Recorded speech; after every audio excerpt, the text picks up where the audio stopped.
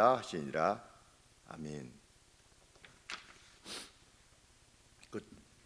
이 내용은 별 내용이 없는 것 같아서 지나쳐서 29절부터 이렇게 했는데, 그래도 성경에 기록해 놓았는데 그래도 살피고 지나가야겠다 해서 살피다가 이거 그냥 지나가면 안 되겠구나, 그래서 다시 본문을 바꿔서 좀 앞쪽 부분도 살피게 되었습니다.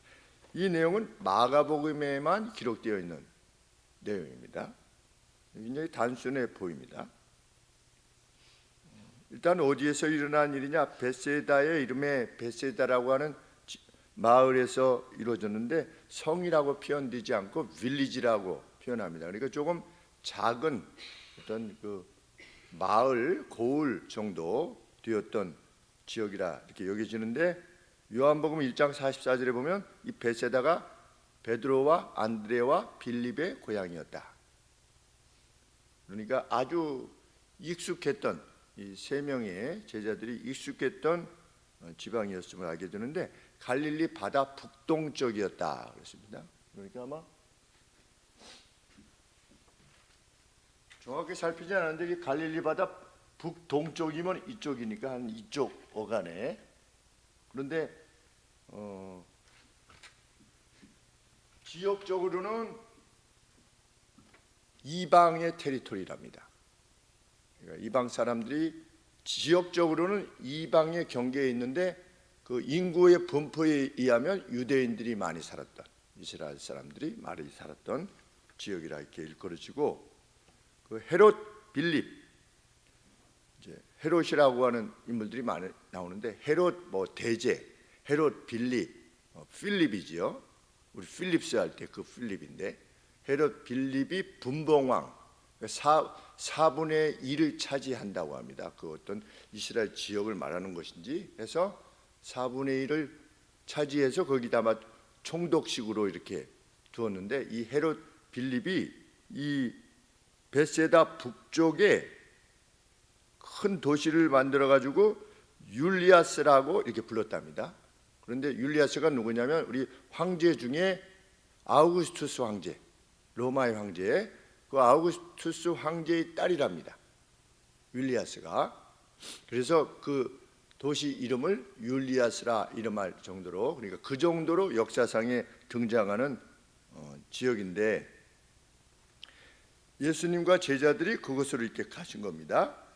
가셨을 때 단순합니다. 사람들이 소경을 데리고 와서 만져주시기를 애원했다. 생각이 납니다. 지붕 뚫고 이렇게 내려왔던, 그 침대채로 이렇게 내려오게 했던 친구들이 생각이 납니다. 소경이 믿음을 지녔는지 아닌지는 알 수 없지만 여기는 지금 강조점이 소경이 믿음을 지니고 있었느냐 아니냐도 아니고, 또 친구들이 믿음이 있었느냐 없었느냐 그것도 아니고, 강조점이 좀 다른 곳에 있음을 알게 됩니다. 왜냐하면 믿음에 관계되어진 내용이 하나도 안 나오니까. 네 믿음이 너를 구원하였다든지 너희들의 믿음이 구원하였다든지 이런 믿음이 없이는 안 된다느니 믿음이 있으면 뭘 다 한다느니 이런 내용이 전혀 언급되어 있지 않습니다. 사람들이 소경을 데리고 와서 만져주시기를 애원했을 때 주님께서 어떻게 하셨느냐? 소경의 손을 잡고 마을 밖으로 나가셨다.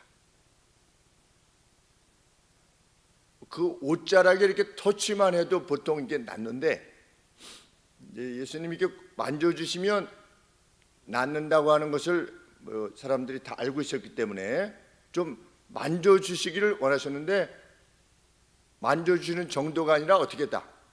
손을 잡고, 누가 손을 잡았냐면 예수님이 손을 잡으신 거예요.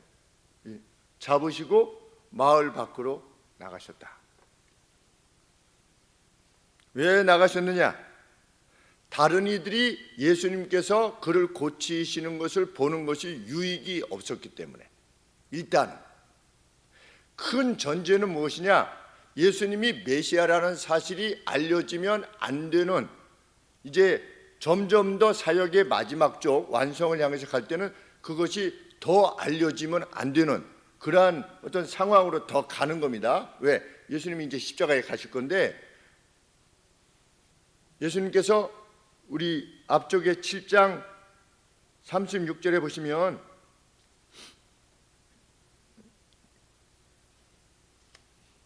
귀머거리, 이제 벙어리 이 병을 고치시고 나서도 어떻게 하셨습니까? 아무에게라도 이르지 말라, 이거를 알리지 말라. 그리고 오늘 소경을 고쳐주시고 나서도 아무에게도 알리지 말아라. 그 다음에 또 이 뒤에 너희는 나를 누구라고 생각하느냐? 그러니까 베드로가 주는 메시아, 메시아 곧 그리스도십니다. 이랬더니 예수님 뭐라고 말씀하셨습니까? 자기 일을 아무에게도 말하지 말라. 이게 주제입니다. 메인 포인트가 내가 그리스도라고 하는 사실을 아무에게도 알리지 말아라. 왜?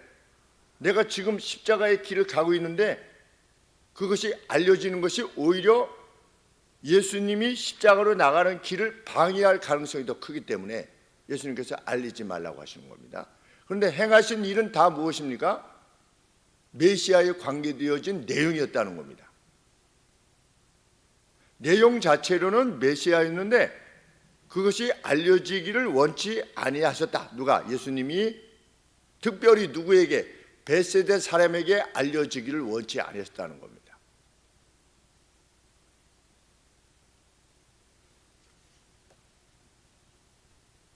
벳세다가 어떤 도시였느냐? 마태복음 11장 21절에 보면 회개치 않은 도시 불신의 마을이었다. 벳세다가.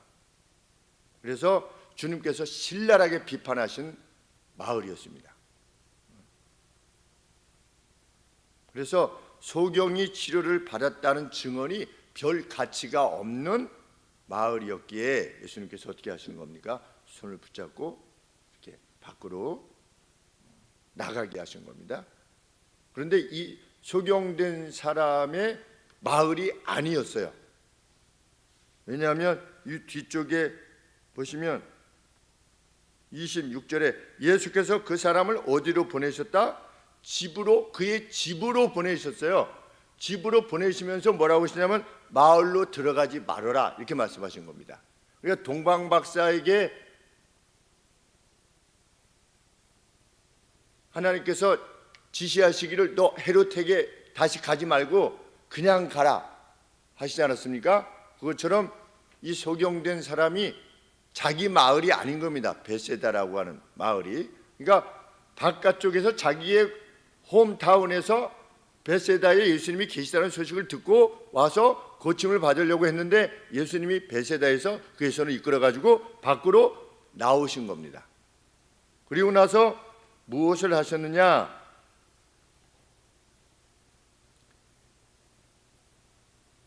23절에 소경의 손을 붙드시고 마을 밖으로 데리고 나가사 눈에 침을 뱉으시며, 아유 그냥 어렸을 때 이게 보니까 눈에 침을 뱉으시기 좀 아유 막 이렇게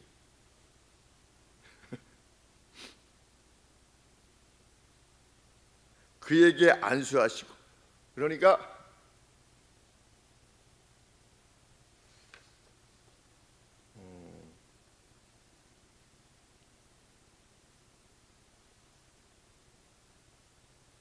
23절이죠.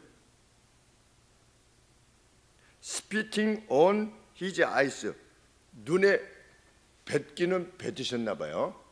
그러니까 이게 돼 하신 다음에 손으로 어떻게 하셨다? 손으로 안수하셨대요. 그러니까 손으로 어떻게 안수하셨겠습니까? 여기다가 뱉으시고 그 다음에 손으로 이렇게 문질러 주신 거죠. 이렇게 안수하신 겁니다. 왜 침을 이렇게 하셨나 했더니 고대 사회에서는 침을 뱉는 행위가 치료의 행위였답니다. 그때 당시에. 그래서 아 그렇구나. 그런데 우리 본문에도 있어요. 7장 33절에 여기는 그냥 치면 더 더러워요. 왜? 예수께서 그 사람을 따로 데리고 무리를 떠나서 손가락을 그의 양 귀에 넣고 침을 뱉어 그의 혀에 손을 대시며, 그러니까 침을 뱉어가지고 이렇게 한 다음에 어떻게 하신 거예요? 그의 혀에다가 이렇게 침을 바르신 거예요. 그러니 얼마나 생각하면 좀 그렇잖아요. 그런데 이때 당시에는 이게 치료의 행위였다는 겁니다. 그래서 당신이 낫게 된 거는 이 행위를 통해서 낫게 된 겁니다 라고 하는 것을 분명히 보이기 위해서. 그러니까 어떤 사인이지요. 일종의 사인입니다. 지금 어떻게 나았지? 야, 그 신기하다. 이게 아니고 이 사람이 고쳤구나, 이 행위로 라고 하는 것을. 그래서 목사들도 어떻게 합니까? 안수를 하죠. 보통 이렇게 병이 걸리셨다든지 특별한 병이 걸리셨다든지. 저는 보통 잘 이렇게 잘 안 돼서 못하는데, 특별히 뭐 암에 걸리셨다든지 정말 치명적인 병에 걸리셨을 때는 손을 얹고 기도하게 됩니다. 왜? 이거 고칠 수 없는 병인데 손을 얹고 기도했을 때 낫게 하시면 이거는 하나님이 하신 것이 분명히 드러날 것이니까. 그래서 안수를 하고 기도를 하게 됩니다. 우리 박장호 형제 그때 암 걸렸을 때 제가 그렇게 기도한 것 같은데, 박장호 형제 손을 얹고 제가 기도했던 것 같습니다. 일단 낫게 해주셨지 않습니까, 하나님께서? 예수님이 그렇게 보여주시는 겁니다. 그리고 나서 물어보셨죠. 네가 보느냐? 이렇게 물어보셨습니다. 그랬더니 뭐라고 답변했습니까? 자기 주변을 도는 나무와 같은 것들이 보입니다. 그러니까 이 사람이 날 때부터 소경이 아니었다는 거죠. 왜? 나무와 같은 것이 보입니다. 이랬으니까 나무에 대한 인식이 벌써 있지 않습니까? 그러니까 보았다가 보지 못하게 된 거죠. 나무와 같은 것들이 보입니다. 나무에 대한 이해가 전혀 날 때부터 없었다면 이게 나무인지 뭔지 어떻게 알겠습니까? 그런데 나무와 같은 것이 보였다. 그러자 주님이 어떻게 하셨습니까? 그러니까 완전한 시력의 회복이 아니었던 거죠. 주님이 다시 그분의 손을 그의 눈에 얹으시며 두 번째 안수한 겁니다. 그랬더니 회복되어 선명하게 모든 것을 보게 되었다. 왜 단번에 고치시지 않았는가? 그게 궁금하잖아요. 그래서 이 책 저 책을 다 살펴봤습니다. 이 코멘터리 저 코멘터리 다 살펴봤는데 모른대요. 왜? 보통은 그냥 만져주시지 않아도 내 딸이 나았느니라 이러면 현장이 없어도 그냥 나았는데, 왜 예수님이 처음에 뭐가 보이느냐, 너 좀 보느냐 이랬을 때 처음에는 그렇게 하셨다가 왜 두 번째 완전하게 낚이셨는가? 몰라요. 그런 상황이 또 언제 나옵니까? 구약에 보면 갈멜산 위에서 기도할 때 엘리야가 기도하지 않았습니까? 기도할 때 저 바닷가의 지중해 쪽으로 가봐라. 아무것도 없습니다. 다시 가봐라. 기도하고 다시 가봐라. 아무것도 없습니다. 왜 하나님께서는 단번에 비를 주시지 않고 7번이나 기도해야만 그 기도를 들어주셨는가? 7번 맞죠? 전사님? 네. 7번까지 저기 이제 작은 구름이 이제 일어납니다. 그러니까 빨리 보고 빨리 가라. 이제 왜 단번에 줄여주시지 않는가? 성경에 그 이유가 선명하지는 않습니다. 한나도 기도할 때 사무엘을 얻게 되었을 때 한나 하니까 벌써 이정자매님이 바로 반응을 보이시는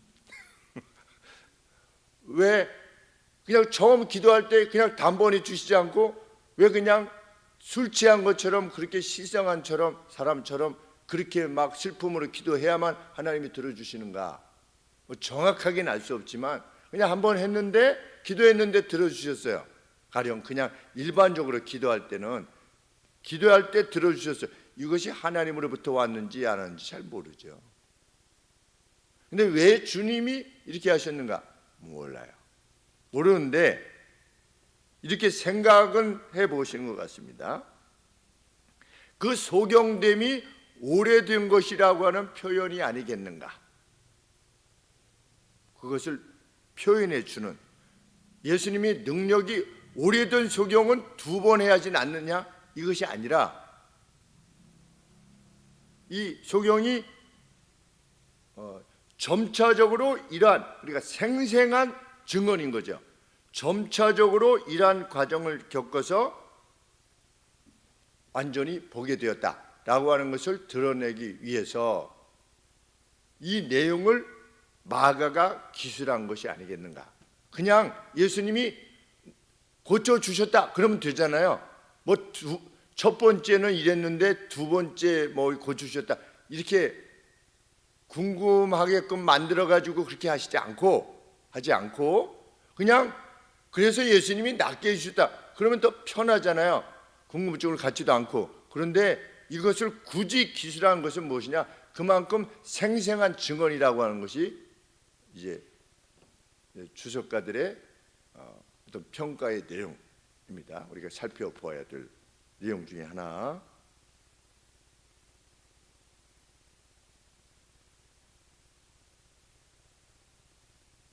그런데 마가가 분명히 하고자 하는 바는 무엇입니까? 뭐에 2번이냐 1번이냐? 이거는 마가의 관점이 아닌 겁니다. 정말 말하고자 했던 것은 뭐냐? 이 소경됨을 고치심이 메시아의 일이라는 겁니다. 앞서서 7장 36절에 그의 귀가 열리고 혀에 맺힌 것이 곧 풀려 말이 분명하더라. 벙어리가 낫게 되는 것 누구의 일이다? 구약의 메시아의 일이다. 우리 이사야 35장 5절 말씀에 보시면 이사야 35장 5절에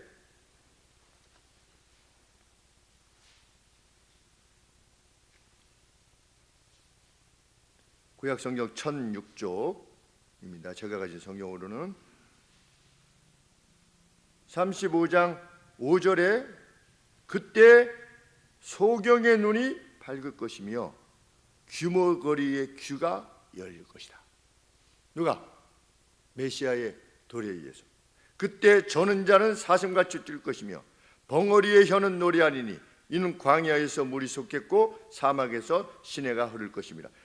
누구를 통해서 이렇게 하시는 거냐? 여호와의 종을 통해서 행하시는 일입니다. 메시아를 통해서 이러한 일이 행해질 것이다 라고 하셨는데 마가는 지금 뭘 강조하고 있느냐? 7장에서 이 벙어리가 고침을 받았다는 거죠. 메시아의 일을 감당하셨다는 겁니다. 그리고 8장 초반에서는 소경이 눈을 뜨게 되었다는 겁니다. 메시아의 일이지요. 이어서 너희는 나를 누구라고 하느냐라고 했을 때 제자들이 주는 그리스도시요 하나님의 아들이십니다. 보넬이라고 약속되어진 바로 그분입니다 라고 하는 것에 대한 지금 증언을 행하고 있는 겁니다. 그냥 믿어가 아니라 이러한 증거들이 있었다는 것입니다. 예수님께서도 세례 요한이 예수님의 정체성에 대해서 다시금 물었습니다. 처음에 세례 요한이 보라 세상 죄를 지고 가는 어린 양이로다 이렇게 말하기도 했고 또 나는 그의 신들매를 이렇게 풀기도 참 그 존재에 합당하지 않다. 그만큼 크신 분이시다 라고 했다가 세례 요한이 감옥에서 물었죠. 제자들을 통해서 보냈습니다. 당신이 오시라고 한 그 메시아 맞습니까? 이렇게 물었을 때 세례 요한에게 무엇이라고 가서 답하라고 그랬습니까? 요 내용을 말했죠. 소경이 눈을 뜨고 벙어리가 입이 풀리고 이러이러한 일이 일어난다라고 가서 전해주라. 예수님은 예수님이 메시아라고 하는 사실을 입증하시기 위해서 기적을 베푸신 적은 없습니다. 예수님이 기적을 베푸신 이유는 무엇입니까? 긍휼을 베푸시기 위해서 기적을 베푸신 거예요. 내가 긍휼을 베풀어야겠다 이게 아니라 메시아로서 오셨는데 메시아이신 주님에게 나오는 겁니다. 자기 백성들이, 양들이 나오는 겁니다. 눈먼 양이 나와서 고쳐달라고 하는 겁니다.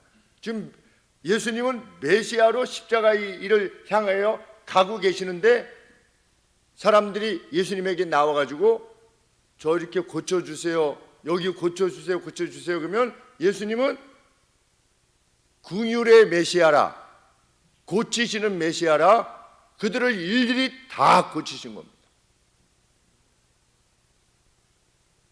예수님께서 일부러 막 폭풍을 일으키셔가지고서 폭풍을 조용히 해, be silent 이러시지 않았습니까? 조용히 해 이렇게 해가지고 풍랑을 잠잠케 하실 때도 일부러 하나님, 예수님이 신이라고 하는 것을 드러내시기 위해서가 아니라 상황이 그렇게 진행되어 갈 때 제자들을 보호하시고 제자들과 함께 하고 있는 자신이 누군가를 드러내시는 그러한 목적에서 한 것이지 처음부터 내가 메시아니까 한번 보여줄게 이렇게 하시지 않는 겁니다.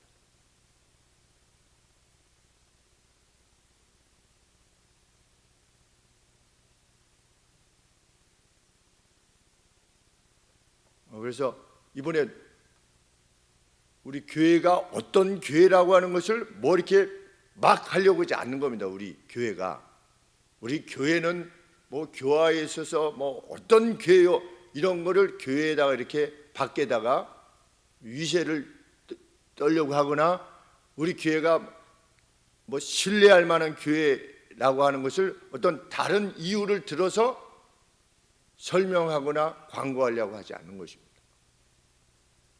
우리가 저쪽 예배당에 있을 때에도 이 교화지구가 입주 시작했을 때 우리 교회는 이렇게 뭐 나가서 뭐 이거 안 했어요.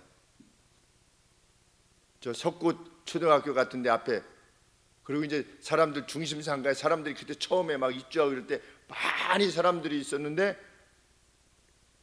가서 이제 사람들이 많이 다니니까 이제 전도하려고 그러는데 그 다니는 사람들이 여러 장을 가지고 다니는 거예요. 전도지를 다니는 사람들이 뭐 여기 희성교회 무슨 교회 이게 들고 있어서 우리도 또 뭐 이렇게 하나 주면 무슨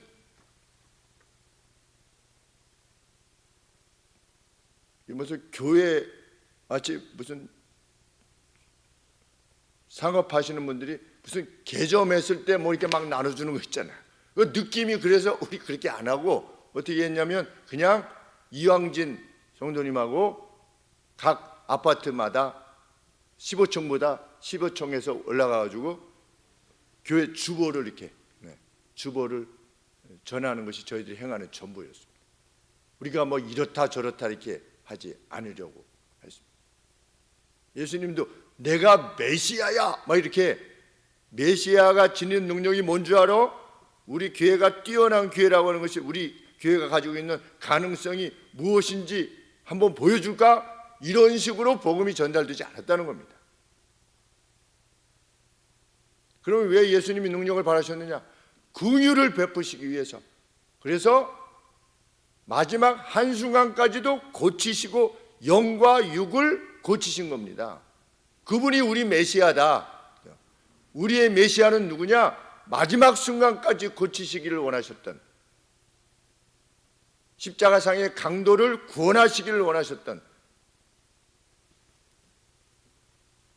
예수님이 긍휼의 메시아가 아니라면 어떻게 하셨겠습니까? 고쳐달라고 했을 때, 야, 나 지금 그동안에 많이 고쳤어 지금. 그리고 내가 지금 메시아라는 거 이게 알려지면 별로 안 좋아. 이거 내 길을 막는 거야. 그러니까 미안하다. 미안한데 돌아가라. 이렇게 하시지 않고 지금 메시아의 길을 가고 있는데 마지막에 묻지 않습니까? 너희들은 나를 누구라 생각하느냐? 지금 위대한 사명의 지평을 막 하려고 그러는데 누가 와서 고쳐주세요 이렇게 하는 겁니다. 그러니까 예수님이 친히 손을 잡으시고 친히 손을 잡으시고 이게 알려지면 안 되니까 좀 나와봐라 이렇게 하셨겠죠. 자 나오너라 뭐 이렇게 하셨겠습니까? 좀 나와봐라 해가지고 마을 밖으로 데리고 가셔가지고 눈을 고쳐주신 거예요.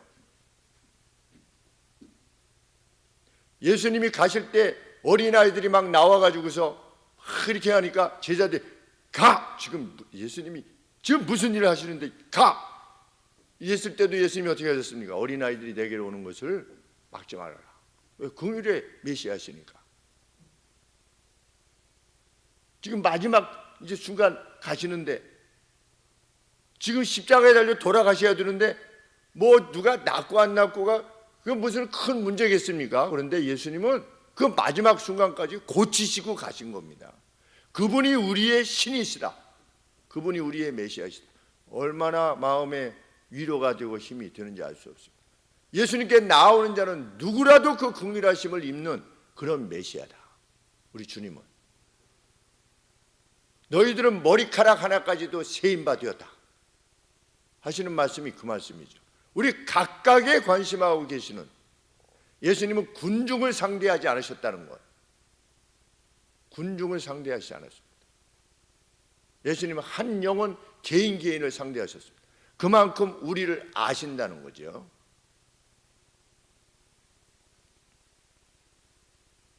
그런데 불신하고 행했던 벳세다에게는 그것이 알려지지 않기를 원하셨습니다. 참 이 두 가지 면을 우리가 하나님을 간절히 구하려 하는 이 얘기는 손을 붙잡고 마을 밖으로 나가시기까지 하시는 주님이셨지만 주님을 불신했던 불신앙으로 대했던 벳세다에게는 그것이 알려지지 않기를 원하신 거죠. 우리 주님이. 그분이 우리 메시아다.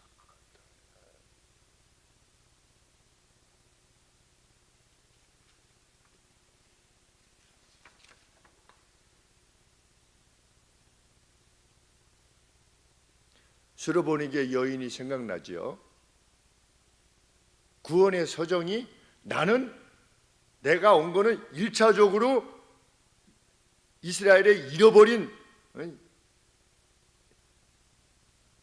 영혼들을 위해서 내가 왔다. 내가 히브리 사람, 이스라엘 사람들을 위해서 내가 왔다. 나의 자녀들을 위해서 왔다. 그 다음에 이런 이방으로 이렇게 복음이 전해지는 것은 그것은 내 제자들에 의해서 성령께서 이후에 이루실 내용이다. 그것이 구원의 프로세스다라고 했을 때 그 여인이 그 프로세스가 맞는데 저와 같이 자녀가 먼저 밥을 먹는 것이 맞겠지만 그 다음에 밖에 있는 개가 먹는 것이 그 프로세스지만 집 안에 있는 개에게 집 안에 있는 애완견에게 주인이 식사할 때 그 프로세스 중에 부스러기 줘도 그 구원의 서정에 문제가 없지 않습니까? 라고 했을 때 예수님이 그 수르보니게 여인을 고쳐주신 겁니다. 야, 지금 프로세스가 지금 너희는 아니야. 미안하지만 아니다. 지금은 나는 그걸 위해 온 거 아니야. 그러니까 너는 나중에 내가 이렇게 간 다음에 내 제자들이 전할 때 그때 와서 받아라. 이렇게 하시지 않고 예수님께서 여인의 간구를 들어주신 겁니다. 그분이 우리 메시아. 구원의 서정까지 잠정하시면서까지 예수님은 자기를 구하는 자녀들에게 백성들에게 긍휼을 베푸시는 분이시다. 주님의 기적은 어느 기적 하나도 차가운 것이 없었다. 이야, 그것이 기가 막힌 표현입니다.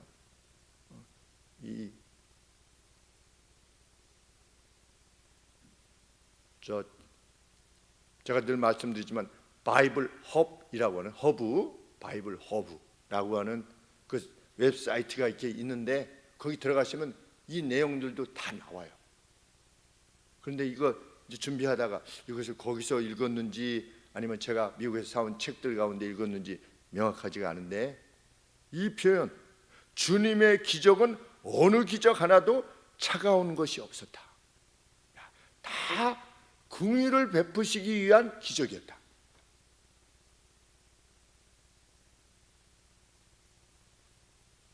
주께서 이 주께서 우리의 그리스도라고 하는 사실, 얼마나 힘이 되는지. 주님이 사명을 띠고 오셨는데 그 사명은 뭐냐? 긍휼이라고 하시는 사명이었다. 바로 성경이 우리 주님에 대해서 밝히는 내용입니다. 뜨거워지지 않을 수 없는 우리의 마음이, 주님께로 향한 마음이 뜨거워지지 않을 수 없는 일인 줄 압니다. 우리도 이 그리스도의 긍휼을 덧입기를 원하는 것이죠. 그래서 예수님이 사랑하라고 했으니까 억지로 사랑하는 것이 아니라 이 긍휼의 주님의 자녀이기에 우리도 바보같이 멍청하게 일의 순서도 가리지 않고 일단 누가 어려움을 당하거나 그런 상황이 되면 만사를 제쳐두고 자기 코도 속자인데 그 일에도 불구하고 그냥 그 일을 행하는 사람, 그 긍휼함 있는 사람, 하나님의 사람입니다. 반드시 갚아주실 겁니다. 하나님께서. 기도하겠습니다. 하나님 아버지, 이 긍휼의 주님을 봅니다. 그 역사를 봅니다. 하나하나의 그 기적들이 다 긍휼을 위한 것임을, 애정을 위한 것이며 불쌍히 여김에 의한 것임을 저희들 봅니다. 하나님, 이후로 살아가는 날 동안 저희가 행하는 그 어떤 것이라도 긍휼을 위한 것이 되게 하여 주옵소서. 그것이 우리에게 손해를 끼치는 것처럼 보이고 위험을 가져다 주는 것으로 보인다 할지라도, 그것이 우리에게 모욕을 가져다 주는 것이라 할지라도 하나님, 마지막까지 이 긍휼을 가슴에 품고 행하는 저희 일생이 되도록 복 주시옵소서. 예수님의 이름으로 기도합나이다. 아멘.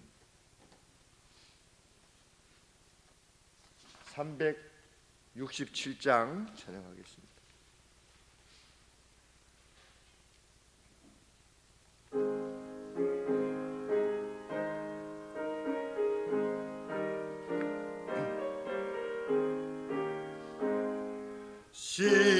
십자가를 내가 지고 주를 따라가도다. 이제부터 예수로만 나의 법에 삼겠네. 세상에서 부귀영화 모두 잃어버려도 주의 평안 내가 받고 영생 복을 얻겠네. 주도 권역 당했으니 나도 권역 당하리. 세상 친구 간사하되 예수 진실하도다. 예수 나를 사랑하사 빛난 얼굴 배시면 원수들이 미워하나 염려할 것 없도다.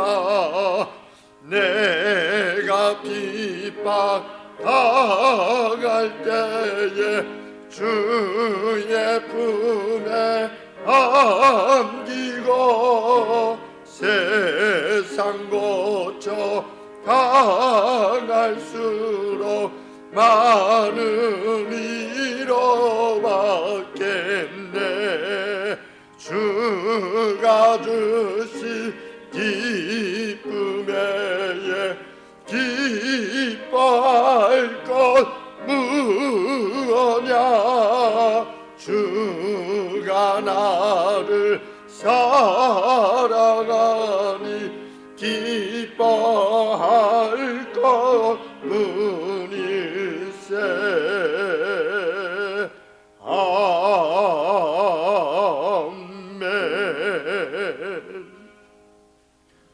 응답하여 주시는 기도하겠습니다. 하늘에 계신 우리 아버지여, 이름이 거룩히 여김을 받으시오며 나라 임하옵시며 뜻이 하늘에서 이룬 것 같이 땅에서도 이루어지이다. 오늘날 우리에게 일용할 양식을 주옵시고 우리가 우리에게 죄 지은 자를 사하여 준 것 같이 우리 죄를 사하여 주옵시고 우리를 시험에 들게 하지 마옵시고 다만 악에서 구하옵소서. 대개 나라와 권세와 영광이 아버지께 영원히 쌓옵나이다. 아멘.